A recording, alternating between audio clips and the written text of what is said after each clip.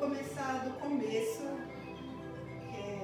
Não é longo, mas é sempre bom a gente começar, né, do início. Tem uns 3 anos, eu fiz um exame que toda mulher faz e nesse exame deu uma alteração. Fui no médico, falaram que eu estava com uma ferida no útero e que eu deveria fazer uma cirurgia onde eu estaria tirando esse pedaço.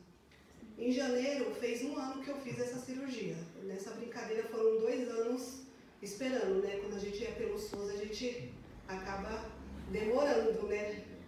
Aí depois de 2 anos foi que a minha cirurgia saiu. E o ano passado eu fiz essa cirurgia, né? Tirei um pedaço do útero e segui, né? Fiz a cirurgia e segui. Em 5 para 6 meses eles pediram para eu fazer o retorno no hospital. Só que antes disso, em 15 dias que eu já tinha feito a cirurgia, eles pegaram o pedaço do útero e enviaram para um outro lugar que eu não vou saber responder onde foi. E eles me ligaram pedindo para me retornar lá, que eles fazem um acompanhamento depois de 15 dias. E falou que nesse pedaço deu uma alteração, que não era apenas uma ferida, era algo mais grave. Só que até então ninguém me falava o que era. E eu fui seguindo, durante esse tempo eles me pediram para ir para um hospital, o Hospital da Mulher, né? Aí eu já estranhei um pouquinho, né? Referência de câncer. O hospital ele é sobre o câncer, né?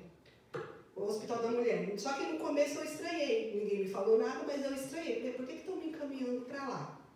Mas amei. E fui, fiz o primeiro exame não, passei com a médica lá, pediram para me refazer uns exames, só que nessa espera passaram 5 meses e eles não me chamaram para estar fazendo esses exames. Quando deu 5 para 6 meses que eu já tinha feito a cirurgia, tive que retornar no hospital onde eu fiz a cirurgia. Chegando lá, falei para eles, né, que eu não tinha passado no hospital, mas não tinha feito novos exames e eles não fizeram mais nada, que eu estava aguardando. E o hospital que eu fiz a cirurgia falou para mim assim, não, você já deveria ter feito alguma coisa, então vamos fazer o seguinte, lá nesse hospital onde você tá, eles iam te dar 2 opções, e uma delas a gente pode estar fazendo aqui. Eu falei, tá, mas qual seria? Ele falou assim, a gente pode estar fazendo uma retirada do útero. Eu falei, tá bom, né? Mas eu perguntava, mas o que eu tenho? Não, não é nada, é só uma ferida, a gente vai tirar seu útero e tá tudo resolvido. Era só isso que eles me respondiam. E nisso eu fui fazendo todos os exames, os pré-operatórios. No último exame que eu fui fazer, na verdade eu fui para marcar a cirurgia. Chegando lá, o meu médico não estava, foi uma outra médica, e a médica viu minhas papeladas e falou assim, ó, tá faltando um exame, sem esse exame a gente não pode estar marcando uma cirurgia. Eu falei, tá tudo bem. Aí eu peguei o papel para marcar o exame. Nesse dia, foi um dia que Cotia inteiro deu aquele apagão. Não só Cotia, como vários outros lugares, deu aquele apagão, aquela chuva. E no outro dia os médicos me mandaram uma mensagem, falando assim, ó, a gente perdeu todos os seus pedidos de exame, você pode retornar pra gente? Aí eu falei, ó, quer saber, eu vou fazer esse exame pago, porque vai que marca o dia da cirurgia e eu não tô com esse papel na mão. Então eu vou marcar, no caso seria uma transvaginal, no CEDIB, né? Marquei tudo bonitinho, chegando lá, e eu tava sentindo assim, eu tava passando muito mal. E, tipo, o emocional subindo e descendo.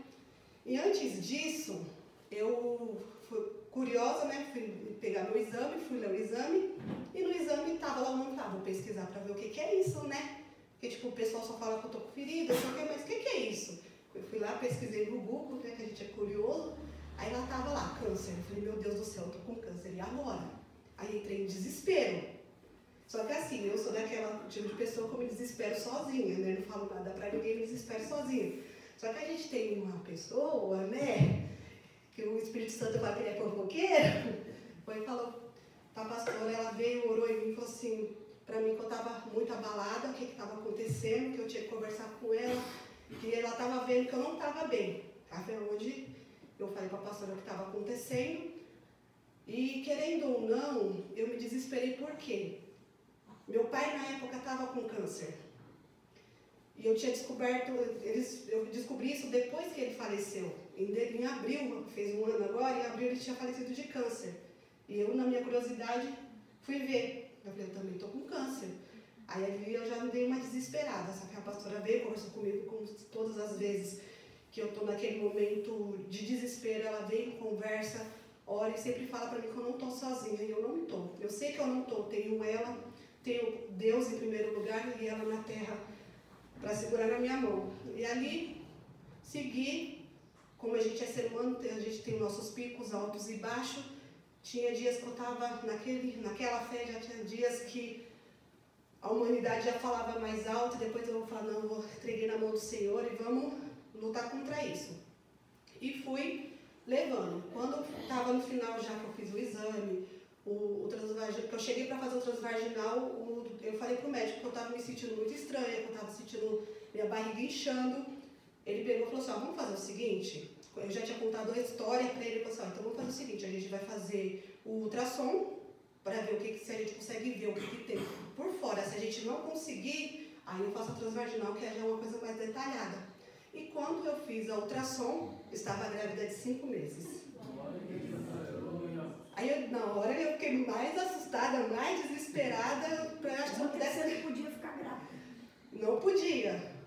Aí eu queria cavar um buraco e me jogar lá dentro, porque eu fiquei pensando assim, eu estou com câncer, já estou para tirar um útero, estou grávida, e aí, o que vai ser de mim? Entrei em desespero, no mesmo dia eu vim aqui e fui falar com a pastora, parecia uma criança chorando, eu chorava e desesperada. Quando eu retornei no médico, falou o médico assim, mas como assim você está grávida? Eu falei, estou grávida. Aí ele falou assim, mas você não podia, porque você só tem metade do seu útero. E se você gera uma criança, no máximo que era só até 16 semanas. Eu falei, mas aqui está 20. Aí ele falou assim, então, a gente tinha que dar um ponto, porque o seu útero não vai aguentar.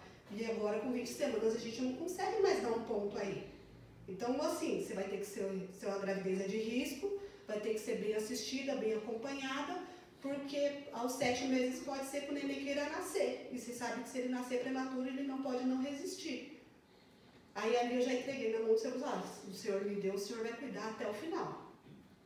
Então, está entregue em suas mãos. Entreguei para o Senhor, conversei com a pastora, falei o quadro, a pastora, como sempre, me deu uma palavra, falou assim, não, Deus vai criar, creio no impossível, quantas coisas impossíveis você já não viveu, esse vai ser mais um. E ali, sempre segurando na mão e acreditando. E nisso foi passando, passei os 7 meses, aí descobri que estava com rubéola. Quando eu falei para a médica falou que nunca mais tinha ouvido falar nisso, nessa doença, e essa doença dá má formação no bebê. Aí eu fiquei já preocupada, só que depois falei, Senhor, o Senhor me deu, então o Senhor cuida. E ali, mais uma vez, deixei na mão do Senhor. No finalzinho da gravidez, com suspeita de trombose, porque eu fiquei enorme. Os pés, que não cabia nem no sapato mais, o chinelo, para andar, eu usava o chinelo do meu marido. Porque os meus mesmo não cabia mais no meu pé. Aí eu usava o chinelo dele. E ele com suspeita de trombose, sempre sendo acompanhado, assistida, graças a Deus, também não foi nada, foi só um inchaço. E nisso, nessa trajetória da gravidez dele, o bebê que nasceria aos 7 meses, não queria nem nascer nos 9 meses. Passou dos 9 meses, deve ter ser induzido no parto. Nem tanto que quando ele nasceu todo roxo, porque não tinha mais espaço, não tinha para onde ele caber mais, ele nasceu roxinho. E eu falo que na hora do meu parto também eu tive um milagre com ele, porque ele nasceu e ele não chorou. E eu olhava desesperada para o Thiago e falava assim, por que meu filho não está chorando? E as médicas colocou ele em cima de mim, ele não mexia, ele não reagia nada. Eu falei, meu Deus, de novo não, porque eu já perdi um bebê antes da Heloísa, e ali eu me desesperei comigo mesmo, né? Eu e Deus ali, falei assim, de novo não. O Senhor me deu até aqui para daqui levar, não, Deus, não faz isso comigo de novo não. E ali eu comecei a passar a mão nas costas dele, eu vi que ele deu uma suspirada e os médicos puxando de mim. Eu perguntava para o Thiago, o que eles estão fazendo? Eles estão aspirando ele porque eu não sei, ficou tanto eu quanto ele sem entender nada. Né? Mas eu acredito que ali Deus fez mais um milagre, né? Porque toda criança quando nasce chora. Né? Todos os outros choram e eu no meu desespero, mas confiei no Senhor naquele momento e Deus fez mais um milagre ali. E depois disso, segui novamente, eu grávida dele ainda, fui para o Hospital da Mulher, expliquei o quadro para eles, aí eles falaram para mim, já era para você ter retornado. Só que eu respondi, como que eu retorno se vocês não pedem para mim retornar? Não tem como eu chegar aqui e pedir para vocês me atender. Então eu fiquei aguardando eles retornar a ligação, alguma coisa para me retornar lá. Sei que depois disso eles começaram a fazer as coisas com mais pressa, só que falaram para mim, quando você está grávida a gente não pode fazer nada. Né? Tem que aguardar o neném nascer para a gente poder ver o que a gente pode fazer. Eu falei, amém. Então quando ele nascer, depois de 40 dias, estou aqui de novo. Fui lá, marquei o exame, tudo bonitinho, como eles me pediram. Retornei, fiz o mês passado, refiz a biópsia e fiz todos os pré-operatórios que eles tinham pedido.